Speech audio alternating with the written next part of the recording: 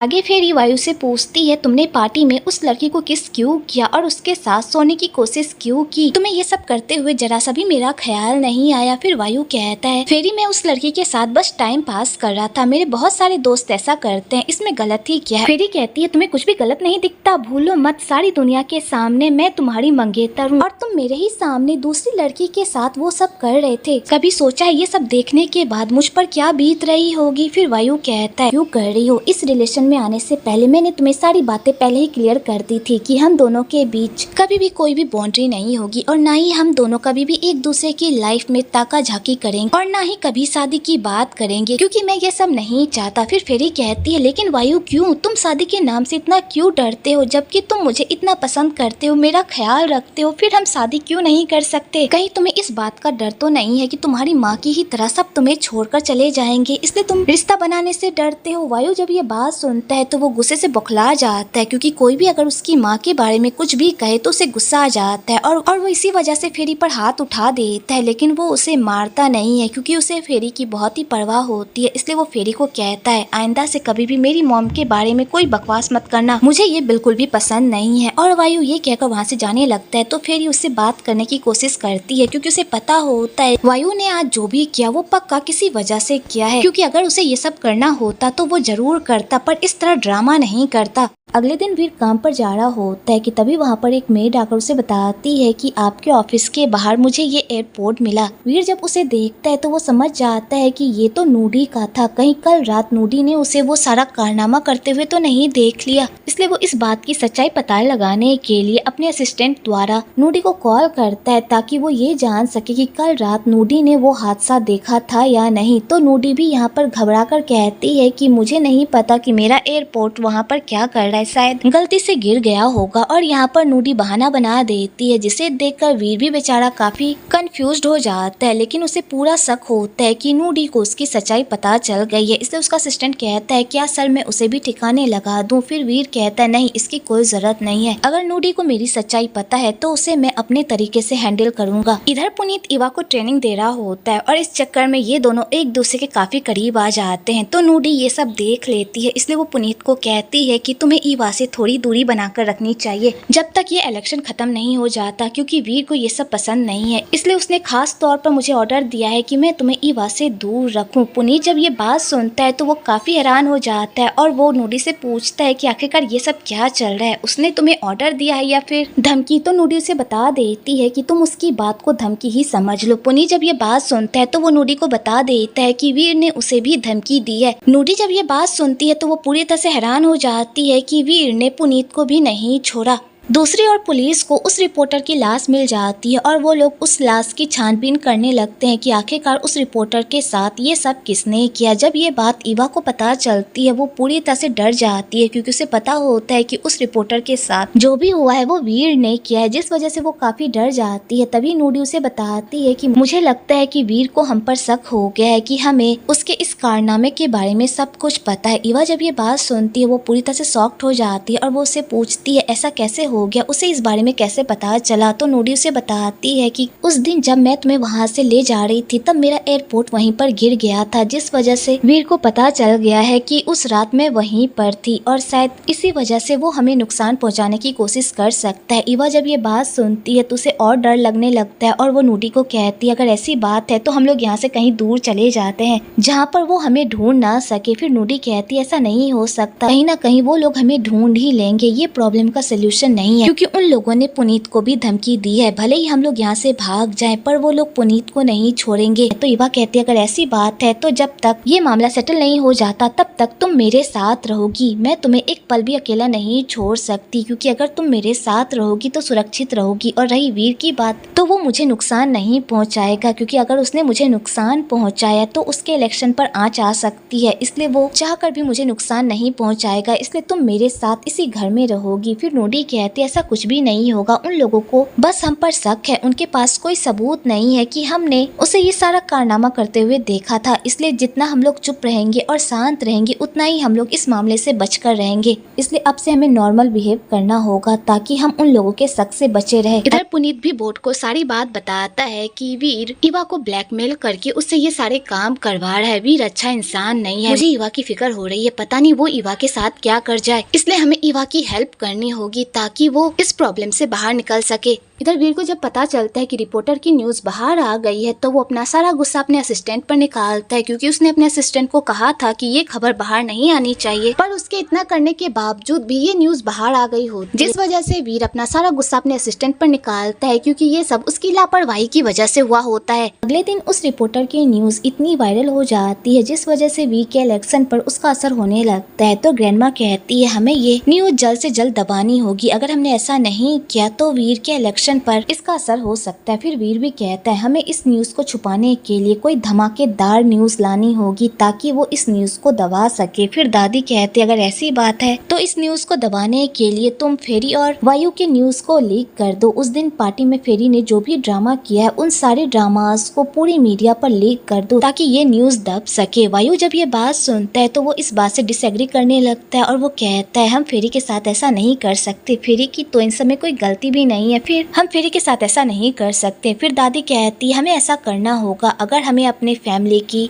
Reputation बचानी है तो हमें ये सब करना होगा, और दादी इस बात को लीक करने की परमिशन दे देती है जो वायु को बिल्कुल भी अच्छा नहीं लगता, और वो इस बारे में फेरी को बताने के लिए जाने लगता है, जिस वजह से वीर उसे रोकता है और कहता है तुम फेरी को इस बारे में नहीं बता सकते, अगर फेरी को इस बारे में पता चल गया तो वो इस बात पर ऑब्जेक्शन लगाएगी जो मैं बिल्कुल भी नहीं चाहता। फिर वायु कहता है तुम ऐसा कैसे कर सकते हो, फेरी की तो कोई गलती भी नहीं है और ना ही मेरी, मैंने फेरी को चीट नहीं किया और मैं नहीं चाहता कि फेरी ये सोचे कि मैंने उसे चीट किया है, इसलिए मैं उसे जाकर सारी सच्चाई बता दूंगा कि उस रात क्या हुआ था और मैंने उसे चीट नहीं किया। वीर कहता है तुम ऐसा नहीं कर सकते, तुम ये नहीं कर सकते, और इसी बात को लेकर दोनों भाइयों में जमकर बहस होने लगती है। तभी इन दोनों के डैड इन दोनों की लड़ाई को शांत करने के लिए बीच में आ जाते हैं और उन दोनों को कहते हैं तुम दोनों बच्चों की तरह लड़ना बंद करो, ये हमारा परिवार है और हमारे परिवार में सबका अलग अलग काम है, इसलिए अपने काम पर फोकस करो, समझे। वायु जब ये बात सुनता है तो उसे फिर गुस्सा आ जाता है, क्योंकि इस पूरी फैमिली में सब उसे नकारा ही समझते हैं, सब वीर को ही अच्छा समझते हैं और उससे ही सारे काम करवाते हैं और उसे वीर की परछाई बनाकर उसके आगे पीछे डुलाते रहते हैं, जो वायु को बिल्कुल भी अच्छा नहीं लगता, जिस वजह से वो यहाँ पर आवाज उठाता है। तो उसकी दादी को गुस्सा आ जाता है और वो कहती है अगर तुमने ज्यादा चू चपड़ की तो मैं तुम्हें भी तुम्हारी माँ की तरह यूएस शिफ्ट कर दूंगी, उसके बाद तुम रहते रहना यहाँ पर।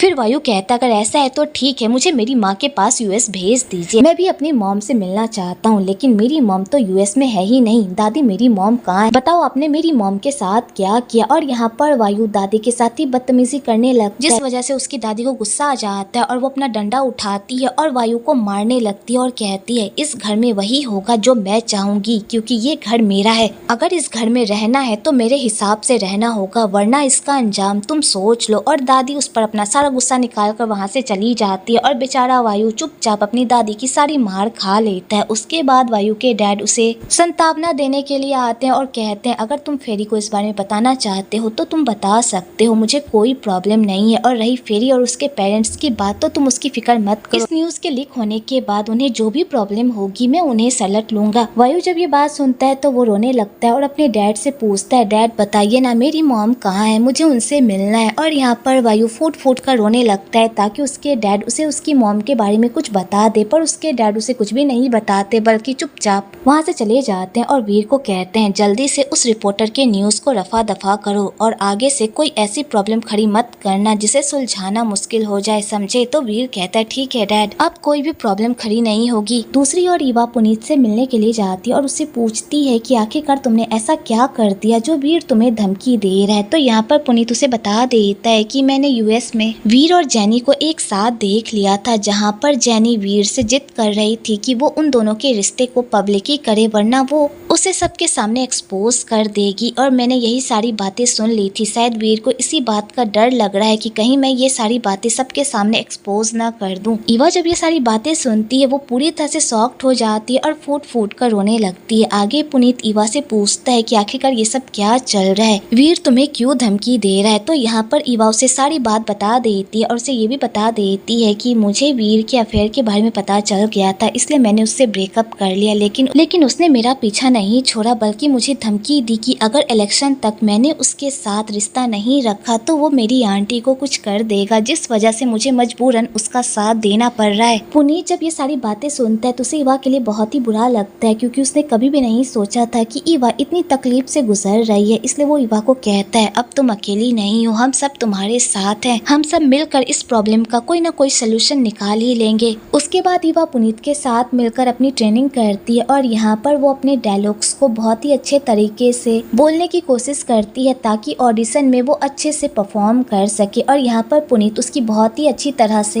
हेल्प करता है और उसकी बहुत केयर भी करता है ताकि ईवा टेंशन फ्री होकर अपने सारे डायलॉग्स को प्रॉपरली बोल सके और अच्छी तरह से प्रेजेंट कर सके। और यहाँ पर सारे लोग साथ में मिलकर काम कर ही रहे होते हैं कि तभी वहाँ पर वीर अपने बंदों के साथ आ जाता है और वो नूडी को उसका आईपॉड देता है। तो नूडी यहाँ पर वीर के सामने ऐसा प्रिटेंड करती है कि जैसे उसका आईपॉड कहीं खो गया था और उसे इस बारे में कुछ पता ही नहीं है। वीर जब उन लोगों के बिहेवियर को देखता है तो उसे समझ में आ जाता है कि इन लोगों को पक्का उसके बारे में कुछ न कुछ जरूर पता है, इसलिए वो ईवा को अपने साथ डिनर पर ले जाने लगता है। तो ईवा वीर के साथ जाने से कतराने लगती है, जिस वजह से पुनीत नूडी सब मिलकर वीर को रोकने की कोशिश करते हैं और उससे कहते हैं कि तुम ईवा को नहीं ले जा सकते, ईवा को भी बहुत प्रैक्टिस करनी है क्योंकि उसका ऑडिशन होने वाला है। पर वीर यहाँ पर किसी की भी नहीं सुनता, बल्कि ईवा को जबरदस्ती अपने साथ ले जाने लगता है, जिस वजह से पुनीत और उसमें जमकर फाइटिंग होने लगती है और नूडी वीर को सबक सिखाने के लिए उसका वीडियो बनाने लगती है, जिस वजह से वीर को और गुस्सा आ जाता है और वो गुस्से में नूडी का फोन तोड़ देता है और पागलों वाली हरकतें करने लगता है। लेकिन तभी उसका असिस्टेंट उसे रोक देता है क्योंकि वहाँ पर कैमरे लगे हुए होते हैं, जिस वजह से वीर अपना गुस्सा शांत कर लेता है और ईवा को कहता है कल हमारा कैंपेन होने वाला है, इसलिए अच्छे से रेडी हो जाना। और वीर ये कहकर वहाँ से चला जाता है, लेकिन जाने से पहले वो अपने असिस्टेंट को ऑर्डर दे देता है कि वो यहाँ के सारे सीसीटीवी फुटेज को डिलीट करवा दे ताकि बाद में कोई प्रॉब्लम ना हो। इधर सारे लोग वीर की ऐसी हरकत को देखकर काफी डर गए होते हैं और उन्हें समझ नहीं आ रहा होता कि वो वीर को कैसे हैंडल करे। फिर ईवा कहती है जैसे ही इलेक्शन खत्म हो जाएगा वैसे ही मुझे वीर से छुटकारा मिल जाएगा। तो नूडी कहती है मुझे नहीं लगता कि ये सब इतना आसान होगा। तो ईवा कहती है अगर ऐसी बात है तो फिर मैं वीर की दादी की हेल्प लूंगी। वीर अपनी दादी से बहुत ही डरता है और वो अपनी दादी की कोई बात नहीं काटता। अगर मैं उसकी दादी से बात करूंगी तो वो जरूर मेरी हेल्प करेगी। फिर नूडी कहती है मुझे नहीं लगता कि उसकी दादी भी इतनी आसानी से हमारा पीछा छोड़ेगी। मुझे लगता है कि कहीं वो वीर की लाइफ से तुम्हें निकालने के बजाय कहीं तुम्हें इस दुनिया से ही विदा ना कर दे। हम यहाँ पर किसी पर भी भरोसा नहीं कर सकते। फिर ईवा कहती है अगर ऐसी बात है तो मेरे पास एक और आइडिया है। वीर का वीडियो है मेरे पास। अगर वीर ने मेरी लाइफ में कोई भी प्रॉब्लम खड़ी करने की कोशिश की या फिर तुम लोगों को परेशान करने की कोशिश की तो मैं उसका वीडियो पूरी दुनिया में वायरल कर दूंगी और उसका सारा काला चिट्ठा सबके सामने रख दूंगी कि वो कैसा इंसान है। इसलिए तुम लोग फिक्र मत करो, मैं तुम लोगों पर कोई भी आँच आने नहीं दूंगी। फिर पुनीत कहता है तुम हमें तो बचा लोगी, लेकिन तुम्हारा क्या, तुम अपने आप को कैसे बचाओगी? हम तुम पर भी तो कोई आँच आने नहीं दे सकते ना। फिर ईवा कहती है तुम लोग मेरी फिक्र मत करो, मुझे कुछ भी नहीं होगा। अगले दिन वीर ईवा के घर जाता है ईवा को लेने के लिए ताकि ईवा उसके इलेक्शन में उसके साथ प्रचार प्रसार कर सके। तो ईवा उसके साथ अकेले जाने में हिचकिचाने लगती है, इसलिए वो अपनी सेक्रेटरी नूडी को भी अपने साथ चलने को कहती है। पर वीर उसे अपने साथ जाने नहीं देता, बल्कि उसे ये कहता है कि मैं अपनी गर्लफ्रेंड के साथ अकेले कुछ वक्त बिताना चाहता हूँ, क्या तुम अपनी गाड़ी में हमारे पीछे आ सकती हो? तो बेचारी नूडी को ना चाहते हुए वीर की बात माननी पड़ती है, क्योंकि यहाँ पर वीर बहुत ही पोलाइटली उससे रिक्वेस्ट करता है। तो नूडी कहती है ठीक है, फिर मैं अपनी कार की चाबी लेकर आती हूँ। और नूडी ये कहकर कार की चाबी लेने के लिए अपार्टमेंट में चली जाती है और वहाँ से चाबी लेकर आ ही रही होती है कि तभी वहाँ पर दादी की सेक्रेटरी एक गुंडे के साथ ईवा के घर पर आ धमकती है और वो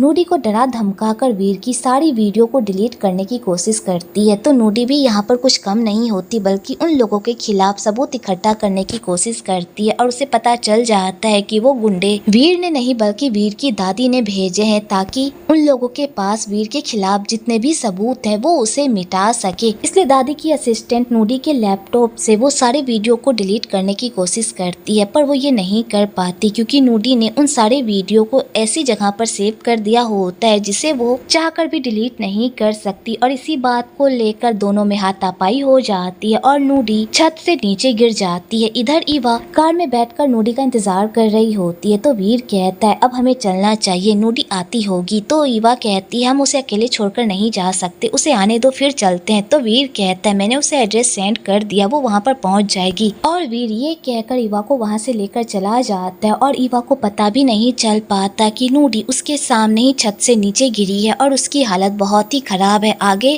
कुछ देर बाद नूडी को हॉस्पिटल में भर्ती करवाया जाता है, जहाँ पर नूडी की हालत बहुत ही खराब होती है और इस बारे में किसी को भी कुछ भी पता नहीं होता। इधर ईवा वीर के साथ मिलकर प्रचार प्रसार कर रही होती है। तो वो बार बार नूडी को कॉल करने की कोशिश करती है क्योंकि अभी तक नूडी वहाँ पर नहीं पहुँची होती, जिस वजह से उसे नूडी की काफी फिक्र होने लगती है कि नूडी कहाँ है, वो अभी तक यहाँ पर क्यों नहीं आई। और आगे वीर ईवा की चाची को भी अपने प्रचार प्रसार में शामिल कर लेता है ताकि वो सारी जनता के वोट को गेन कर सके। तो ईवा की चाची ये सब करना तो नहीं चाहती, पर उन्हें मजबूरन ईवा के लिए ये सब करना पड़ रहा होता है। तो ईवा यहाँ पर अपनी चाची को वार्न करती है कि वो वीर से दूर रहे और अगर कभी वीर उसे कहीं ले जाए तो वो उसके साथ ना जाए। तो उसकी चाची कहती है तुम मेरी फिक्र मत करो, बल्कि मुझे तो तुम्हारी फिक्र हो रही है, तुम कब तक इस वीर के चंगुल में फंसी रहोगी। फिर ईवा कहती आंटी आप मेरी फिक्र मत कीजिए, जैसे ही इलेक्शन खत्म हो जाएगा वैसे ही मैं इस वीर के चंगुल से आजाद हो जाऊंगी, तब तक मुझे ये सब सहना पड़ेगा। और यही कहकर वो फिर से नूडी के कॉल को ट्राई करने लगती है, पर उसे फिर भी नूडी का कोई अता पता नहीं मिलता। इसलिए वो पुनीत की हेल्प लेती है और उसे कहती है कि वो नूडी के बारे में पता लगा। तो पुनीत यहाँ पर बोट को नूडी का पता लगाने के लिए भेज देता है और वो खुद ईवा के पास चला जाता है ताकि वो उसकी हेल्प कर सके। वीर जब पुनीत को वहाँ पर देखता है तो उसका पारा हाई हो जाता है और वो ईवा से पूछता है ये यहाँ पर क्या कर रहा है। तो ईवा कहती है मैं कब से नूडी को कॉल कर रही हूँ पर वो अपना फोन नहीं उठा रही, मुझे उसकी फिक्र हो रही है, इसलिए मैंने पुनीत से हेल्प मांगी क्योंकि तुम्हारे पास तो टाइम होगा नहीं। फिर वीर कहता है तुमने जिस इरादे से भी ये सब किया हो, पर इन सब का इलेक्शन पर कोई असर नहीं पड़ना चाहिए। और वीर ये कहकर ईवा को अपने साथ इलेक्शन का प्रचार प्रसार करने के लिए लेकर चला जाता है। तो ईवा उसके साथ प्रचार प्रसार करने के लिए चली जाती है। आगे ईवा प्रचार प्रसार करके अपनी चाची के रेस्टोरेंट में आती है। तो वहाँ पर वो पुनीत को जब अपनी चाची की हेल्प करते हुए देखती है तो वो बहुत ही खुश होती है क्योंकि यहाँ पर पुनीत उसकी चाची का बहुत ही अच्छे से ख्याल रख रहा होता है, जिसे देखकर ईवा काफी इम्प्रेस होती है। लेकिन तभी ईवा को पता चलता है कि नूडी का एक्सीडेंट हो गया और उसकी हालत बहुत ही गंभीर है। ईवा जब ये बात सुनती है तो वो समझ जाती है कि ये सारा कारनामा वीर का है, वीर ने ही नूडी के साथ ये सब कुछ किया है, जिस वजह से उसे वीर पर बहुत ही गुस्सा आता है और नूडी की फिक्र होने लगती है। आगे ईवा अपना सारा गुस्सा वीर पर निकालती है क्योंकि उसे पता होता है कि नूडी के साथ जो भी हुआ है वो वीर की वजह से हुआ है, इसलिए वो वीर को धमकी देती है कि अगर नूडी को कुछ भी हुआ तो याद रखना मैं तुम्हें बर्बाद कर दूंगी। वीर जब ये बात सुनता है तो वो ईवा को समझाने की कोशिश करता है कि उसने नूडी के साथ कुछ भी नहीं किया है, पर ईवा उसकी एक बात भी नहीं सुनती, उल्टा उस पर गुस्सा करके वहाँ से चली जाती है। आगे वो जब हॉस्पिटल पहुँचती है तो वहाँ जाकर उसे पता चलता है कि नूडी अब इस दुनिया में नहीं रही, जिसे सुनकर उस पर तो दुखों का पहाड़ टूट पड़ता है और बेचारी फूट फूट कर रोने लगती है। तो पुनीत यहाँ पर उसे संभालता है। दूसरी ओर वीर सीधा घर जाता है और वहाँ जाकर अपनी दादी पर बहुत ही गुस्सा करता है कि आपको नूडी के साथ ये सब करने की क्या जरूरत थी। आपको पता है आपके इस कारनामे की वजह से ईवा पूरी तरह से गुस्से में पगला गई है, पता नहीं वो गुस्से में आकर हमारे साथ क्या कर जाए। और यहाँ पर वीर अपनी दादी पर गुस्सा निकालने लगता है तो उसकी दादी को भी गुस्सा आ जाता है और वो गुस्से में वीर को कहती है मैंने जो भी किया वो तुम्हें बचाने के लिए किया, उन लोगों के पास तुम्हारे खिलाफ सबूत थे, अगर वो सबूत पूरी दुनिया के सामने आ जाता तो हमारे परिवार की इज्जत की तो धज्जियां उड़ जाती और तुम्हारा ये इलेक्शन भी पूरी तरह से चौपट हो जाता। मैंने जो भी किया तुम्हें बचाने के लिए किया। तो वीर कहता है इस बारे में मुझे भी पता था, लेकिन मैं इस प्रॉब्लम का सोल्यूशन निकाल रहा था, आपको इसके बीच पड़ने की क्या जरूरत थी।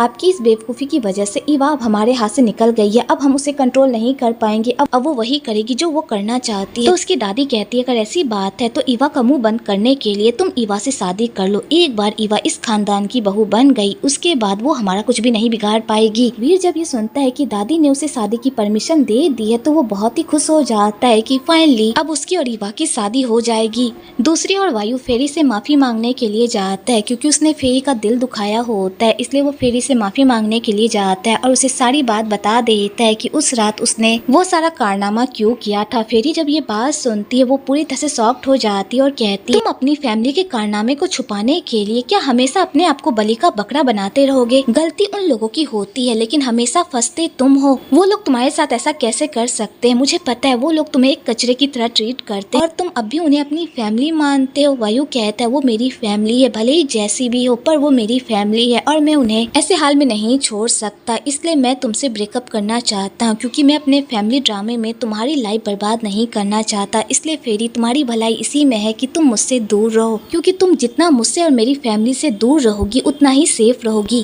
फेरी जब ये बात सुनती है तो बेचारी रोने लगती है पर वो वायु का पीछा नहीं छोड़ती और कहती है वायु मैं तुमसे बहुत प्यार करती हूँ और तुम भी मुझसे बहुत प्यार करते हो। भले ही तुम्हारी फैमिली जैसी भी हो पर तुम अपनी फैमिली जैसे नहीं हो, इसलिए मैं तुम्हारा साथ नहीं छोड़ूंगी चाहे तुम कुछ भी कर लो। आगे वीर ईवा का भरोसा जीतने के लिए उसे बताता है कि नूडी के साथ जो भी हुआ उसमें उसका कोई हाथ नहीं है, पर ईवा को वीर की बातों पर बिल्कुल भी यकीन नहीं होता। उसे लगता है कि वीर झूठ बोल रहा है, इसलिए वो इस बारे में पुनीत से भी बात करती है। तो पुनीत भी कहता है मुझे नहीं लगता कि नूडी के एक्सीडेंट में वीर का हाथ है। तुम ही सोचो ना, जो बंदा इलेक्शन जीतने के लिए इतना कुछ कर रहा है वो अपने इलेक्शन में इतनी बड़ी बाधा थोड़ी लाएगा। मुझे लगता है कि ये काम किसी और का है, जिसे सुनकर ईवा भी परेशान हो जाती है। अगले दिन ईवा सिंह से मिलने के लिए जाती है ताकि वो नूडी के कातिलों को सजा दिलवा सके, इसलिए वो सिंह के सामने वीर का सारा काला चिट्ठा खोल देती है और उसे वीर की सारी सच्चाई बता देती है और उसे वीर के खिलाफ कुछ सबूत भी देती है। सिंह जब उन सारे सबूत को देखता है तो वो ईवा को कहता है ये सारे सबूत कोर्ट में काम नहीं करेंगे। अगर वीर मामूली इंसान होता तो ये सारे सबूत उसके खिलाफ काम करती और उसे कड़ी से कड़ी सजा मिलती, लेकिन वीर एक पावरफुल इंसान है। अगर हमने ये सारे सबूत कोर्ट में पेश भी कर दिए तो वो इसे झुटला देगा और हम उसका कुछ भी नहीं बिगाड़ पाएंगे, इसलिए हमें वीर के खिलाफ कोई ठोस सबूत चाहिए जिससे हम वीर और उसकी फैमिली को कड़ी से कड़ी सजा दिलवा सके। तो बेचारी ईवा ये सारी बातें सुनकर परेशान हो जाती है क्योंकि वो चाहकर भी वीर का कुछ भी नहीं बिगाड़ पा रही होती, जिस वजह से वो डिप्रेशन में चली जाती है और अपने काम पर भी ध्यान नहीं देती। पुनीत जब ये सब कुछ देखता है तो उसे ईवा की फिक्र होती है, इसलिए वो ईवा को चीयर अप करता है और उसे लाइफ में आगे बढ़ने को कहता है क्योंकि नूडी भी चाहती थी कि ईवा एक हॉलीवुड स्टार बने और अगर ईवा ने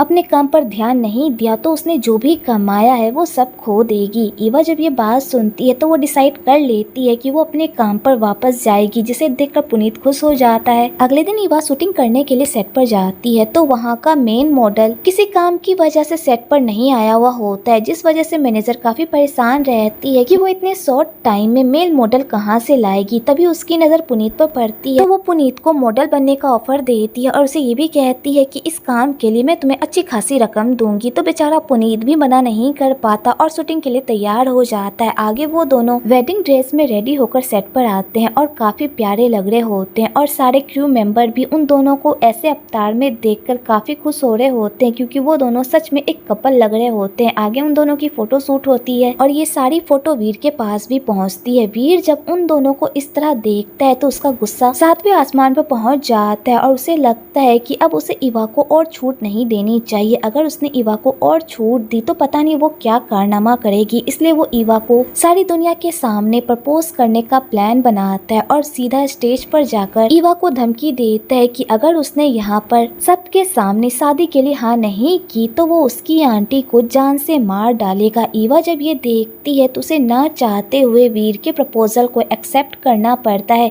इधर पुनीत जब ये सब कुछ देखता है तो वो समझ जाता है कि यहाँ पर दाल में कुछ न कुछ काला जरूर है, इसलिए वो इस बारे में ईवा से बात करने के लिए जाता है जहाँ पर उसका सामना वीर से हो जाता है और यहाँ पर वीर उन दोनों को ढेर सारे पैसे देकर उन्हें काम से बाहर निकाल देता है, पर पुनीत उसकी बात नहीं मानता बल्कि ईवा के साथ काम करने की जिद करने लगता है, जिसे देखकर वीर को और गुस्सा आ जाता है और वो कहता है तुम चाहे कुछ भी कर लो पर मैं तुम्हें ईवा के आसपास भी भटकने नहीं दूंगा। और वीर ये कहकर ईवा को वहाँ से लेकर चला जाता है और उसके बाद अपने बंदे उन लोगों के पीछे लगा देता है ताकि वो दोनों उन दोनों का पीछा ना कर सके। तो पुनीत भी कुछ कम नहीं होता बल्कि वो उन सारे गुंडों को मार मार कर उनका भर्ता बनाकर वहाँ से भाग जाता है ताकि वो ईवा की जान बचा सके। दूसरी ओर ईवा जल्दी से अपनी आंटी के पास जाती है और अपनी आंटी की ऐसी हालत देखकर उसे वीर पर बहुत ही गुस्सा आता है। तो वीर कहता कहता है, ईवा मैं ये सब करना नहीं चाहता था, लेकिन तुमने मुझे मजबूर किया है ये सब करने के लिए। अब तुम्हारी भलाई इसी में है कि चुपचाप मुझसे शादी कर लो और मेरा साथ दो। अगर तुम अपनी आंटी की जान बचाना चाहती हो तो बेचारी ईवा के पास कोई और ऑप्शन नहीं बचता, इसलिए वो वीर को कहती है, ठीक है मैं तुम्हारी हर कंडीशन मानने के लिए तैयार हूँ, लेकिन इसके लिए मुझे 3 दिन का टाइम दो ताकि मैं अपने सारे काम निपटा कर तुम्हारे पास आ सकूं। मेरे बहुत सारे काम पेंडिंग में है, अगर मैं उन्हें इसी तरह छोड़कर तुम्हारे साथ चली गई तो सारे लोग मेरे बारे में क्या सोचेंगे कि मैं कितनी अनप्रोफेशनल हूँ। तो वीर को ईवा की बात में पॉइंट दिखता है, इसलिए वो ईवा को कहता है, मैं तुम्हें आज रात का वक्त देता हूँ, आज रात तुम्हें जो काम निपटाना है उसे निपटा लो, क्योंकि अगली सुबह मैं तुम्हें अपने साथ अपने घर लेकर जाऊंगा। और वीर ये कहकर वहाँ से चला जाता है, लेकिन जाने से पहले वो अपने सारे बंदे ईवा के घर के सामने खड़ा कर देता है ताकि ईवा कोई चालाकी ना कर सके और ना ही यहाँ से भाग सके। और वो अपने बंदे को ये भी ऑर्डर देता है कि अगर तुम्हें आसपास पुनीत दिखे तो उसे जान से मार डालना, क्योंकि मैं उसे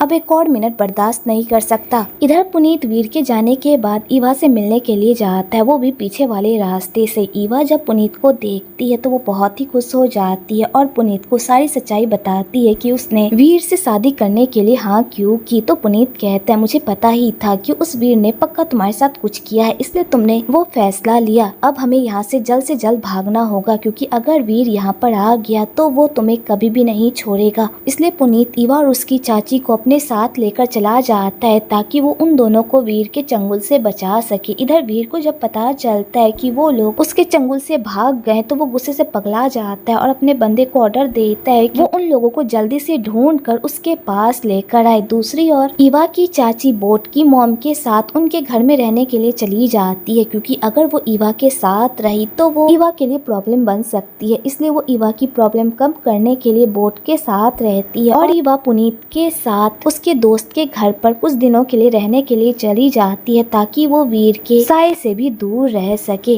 तो पुनीत का दोस्त और उसकी वाइफ उन दोनों का बहुत ही अच्छे से वेलकम करते हैं और उन दोनों को एक कपल समझकर उनसे बहुत ही हंसी मजाक करते हैं। और ये लोग इसी तरह अपना टाइम स्पेंड कर ही रहे होते हैं कि तभी ईवा की नजर न्यूज पर पड़ जाती है, जहाँ पर वीर सबके सामने ये अनाउंस कर देता है कि ईवा कहीं गायब हो गई है। और मुझे लगता है कि इन सब के पीछे पुनीत का हाथ है, क्योंकि पुनीत की ईवा पर गंदी नजर थी। ईवा और पुनीत जब ये न्यूज देखते हैं वो लोग पूरी तरह से हैरान हो जाते हैं कि ये वीर अपने आप को सही साबित करने के लिए कितना गिर सकता है। अगले दिन पुनीत ईवा का मूड ठीक करने के लिए उसे बाहर घुमाने के लिए लेकर जाता है और वहाँ जाकर ये दोनों एक दूसरे से ढेर सारी बातें करते हैं। तभी ईवा की नजर फिर से सोशल मीडिया पर पड़ जाती है, जहाँ पर सारे लोग पुनीत को ट्रोल कर रहे होते हैं और उसके बारे में बुरा भला कह रहे होते हैं, जो ईवा को बिल्कुल भी अच्छा नहीं लगता। तो पुनीत कहता है, मुझे कोई फर्क नहीं पड़ता कि लोग मेरे बारे में क्या कहते हैं, मुझे बस इस बात से फर्क पड़ता है कि तुम मेरे बारे में क्या सोचती हो। अगर तुम मेरे बारे में सही सोचती हो तो मुझे दुनिया की कोई परवाह नहीं है। फिर ईवा कहती है, तुम्हें भले ही ना हो पर मुझे तुम्हारी है। मैं उस वीर को तुम्हारे कैरेक्टर के साथ खेलने नहीं दूंगी, मैं उसका सारा काला चिट्ठा सबके सामने ला दूंगी। और ईवा ऐसा ही करती है, वो सबके सामने वीर की सारी सच्चाई ला देती है और सबको बता देती है कि वीर अपने आप को जैसा दिखाता है वो वैसा बिल्कुल भी नहीं है। वीर की फैमिली जब ये न्यूज देखती है तो उन्हें ईवा पर बहुत ही गुस्सा आता है, क्योंकि ईवा की इस वीडियो की वजह से उन लोगों की रेपुटेशन की धज्जियां उड़ रही होती है, जो वीर की दादी को बिल्कुल भी पसंद नहीं आता। और वो इस न्यूज को दबाने के लिए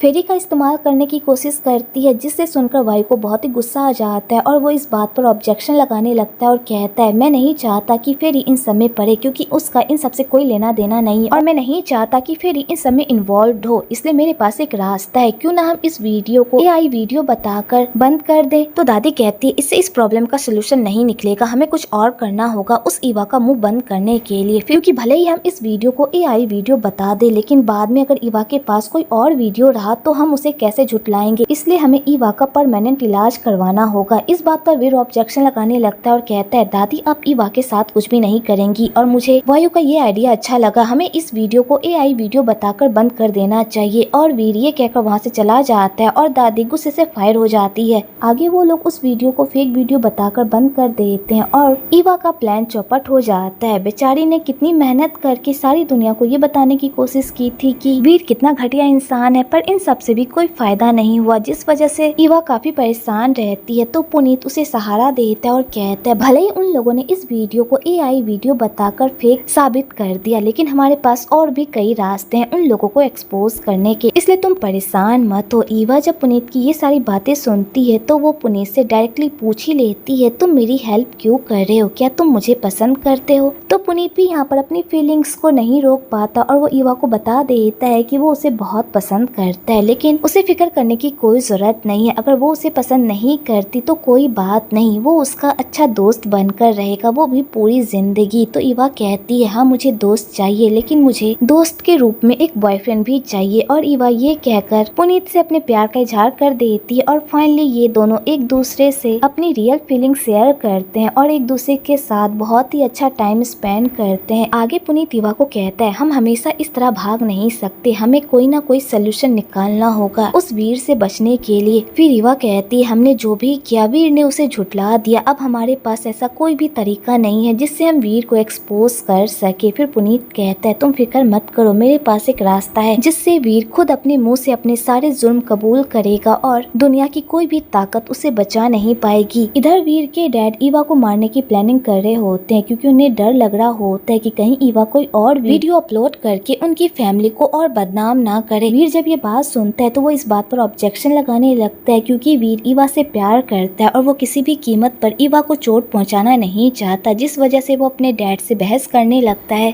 और इसी बहस के बीच में उन लोगों के मुंह से ये बात निकल जाती है कि उन लोगों ने वायु की मॉम को भी इसी तरह ठिकाने लगाया था। वायु जब सुनता है तो उसे बहुत ही गुस्सा आता है कि वो लोग उसकी मॉम के साथ ऐसा कैसे कर सकते हैं और इसी बात को लेकर वो अपने डैड से लड़ाई करने लगता है और उसके बाद बेचारा फूट फूट कर रोने लगता है क्योंकि अब लड़ाई करके भी क्या फायदा, उसकी मॉम तो वापस आने वाली है नहीं। आगे ईवा वीर की फैमिली को एक्सपोज करने से पहले फेरी और वायु की हेल्प मांगती है क्योंकि ईवा को पता होता है कि उस फैमिली में एक वायु ही है जो उस फैमिली में सबसे अलग है, इसलिए वो फेरी से हेल्प मांगती है और उसे कहती है कि प्लीज मेरी हेल्प करो, अगर तुमने मेरी हेल्प नहीं की तो क्या पता वीर तुम्हारी और वायु की भी लाइफ बर्बाद कर दे। तुम्हें पता है ना कि वीर हमेशा कारनामे करते रहता है और इसका सारा इल्जाम वायु पर आता है और उसे ही इन सबको संभालना पड़ता है, जबकि उसकी इस समय कोई गलती भी नहीं होती। क्या तुम ये चाहती हो कि वीर के सारे कारनामों का इल्जाम वायु पर आ जाए और वो उसकी सजा भुगते नहीं ना? तो प्लीज मेरी हेल्प करो। फेरी जब ये सारी बातें सुनती है तो वो पूरी तरह से शॉक्ड हो जाती है और काफी डर भी जाती है, इसलिए वो वायु को कहती है वायु प्लीज हमें यहाँ से चले जाना चाहिए, मैं नहीं चाहती कि तुम अपनी फैमिली की सजा भुगतो, इसलिए प्लीज चलो ना मेरे साथ यहाँ से, हम दोनों यहाँ से दूर कहीं अपनी एक नई दुनिया बसाएंगे जहाँ पर सिर्फ हम दोनों रहेंगे और हमारा प्यार रहेगा। वायु चलो ना।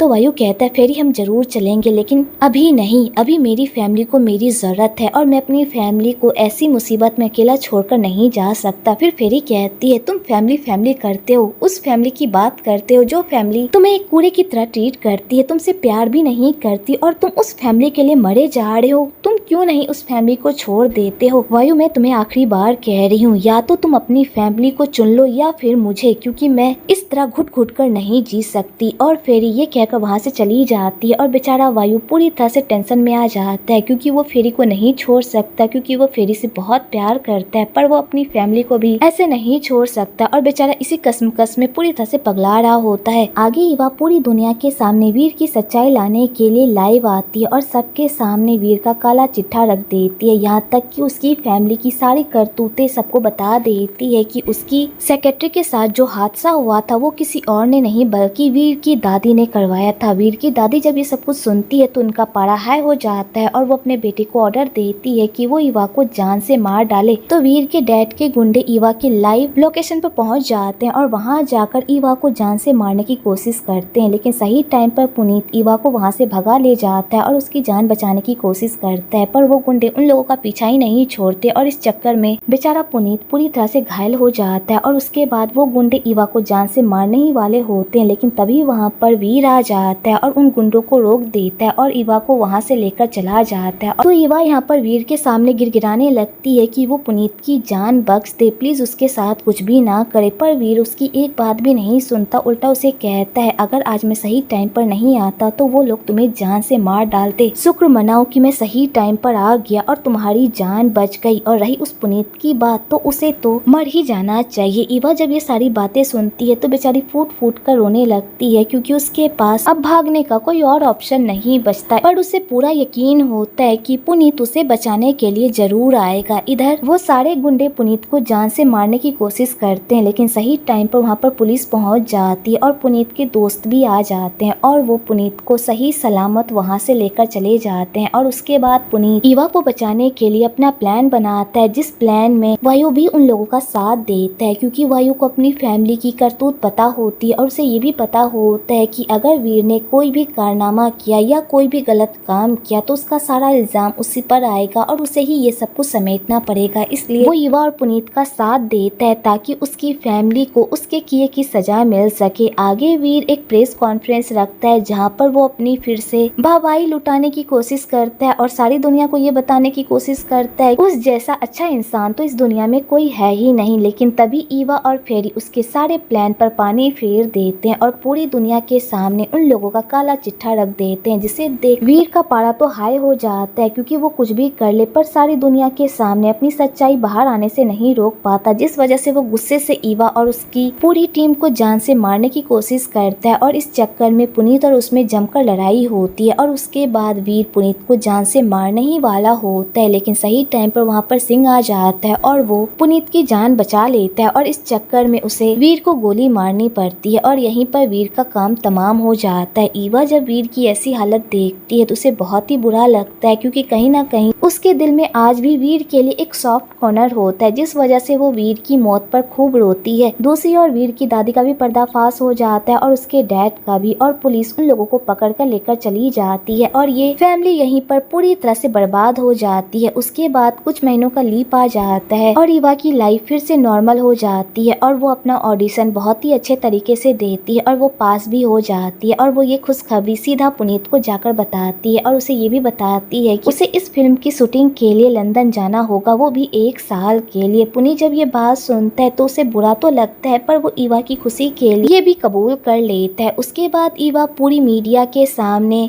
अपने रिश्ते को ओपनली एक्सेप्ट करती है और सबको बता देती है कि पुनीत उसका बॉयफ्रेंड है। आगे ईवा अपनी शूटिंग के लिए लंदन चली जाती है और इधर पुनीत अपना नया रेस्टोरेंट खोलने की पूरी प्लानिंग कर लेता है और इसी तरह 1 साल बीत जाते हैं और पुनीत अपना एक छोटा सा रेस्टोरेंट खोल लेता है जो काफी फेमस हो जाता है। इधर वायु भी फेरी के साथ यूएस में शिफ्ट हो जाता है, जहाँ पर फेरी माँ बनने वाली होती है और वो दोनों बहुत जल्द शादी भी करने वाले होते हैं और वायु भी फेरी के साथ एक अच्छी लाइफ जी रहा होता है बिना किसी प्रॉब्लम के। आगे ईवा भी अपनी शूटिंग पूरी करके थाईलैंड वापस आ जाती है, जहाँ पर पुनीत ईवा को शादी के लिए प्रपोज कर देता है और ईवा भी उसके प्रपोजल को एक्सेप्ट कर लेती है और फाइनली इन दोनों की लव स्टोरी भी पूरी हो जाती है और यहीं पर ये ड्रामा खत्म होता है। वेल, आपको ये ड्रामा कैसा लगा कमेंट में जरूर बताइएगा। अगर आपको ये वीडियो अच्छी लगी हो तो प्लीज लाइक करे, शेयर करे और हाँ, मेरे चैनल को सब्सक्राइब करना ना भूले।